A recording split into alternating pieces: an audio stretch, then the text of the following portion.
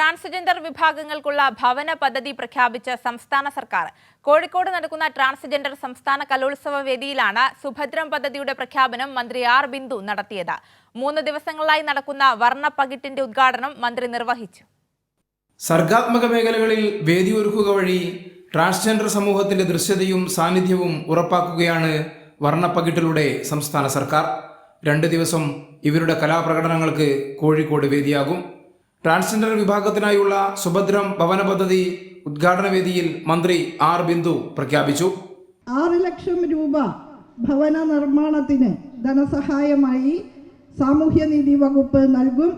Life പദ്ധതിയിൽ ഉൾപ്പെട്ടവരാണെങ്കിൽ 2 ലക്ഷം രൂപ gap fund എന്ന നിലയിൽ അവർക്ക് അനുവദിക്കും. ലൈഫ് പദ്ധതിയുടെ ആനുകൂല്യത്തോടൊപ്പം ചേർത്ത് വച്ച് ഭവനം തീർക്കുന്നതിനാണ് 2 ലക്ഷം രൂപ അവർക്ക് അനുവദിക്കുക. 15 ലക്ഷം രൂപ വരെ ലോൺ ആയി നൽകാൻ കഴിയുന്ന വിധത്തിൽ ആ പദ്ധതിയുമായി ബന്ധപ്പെട്ട് മറ്റൊരു ഘടകം കൂടി ഉൾച്ചേർത്തിട്ടുണ്ട്. അങ്ങനെ 3 ഉൾപ്പിരിവുകളുള്ള പാർപ്പിട പദ്ധതിയായിട്ടുള്ള സുഭദ്രത്തിൻ്റെ ഔദ്യോഗിക പ്രഖ്യാപനം കൂടി ഞാൻ ഈ സന്ദർഭത്തിൽ നിർവഹിക്കുകയാണ്. ഉദ്ഘാടന ചടങ്ങിൽ നടിയും എഴുത്തുകാരിയുമായ എ രേവതി വിശിഷ്ടാതിഥിയായി.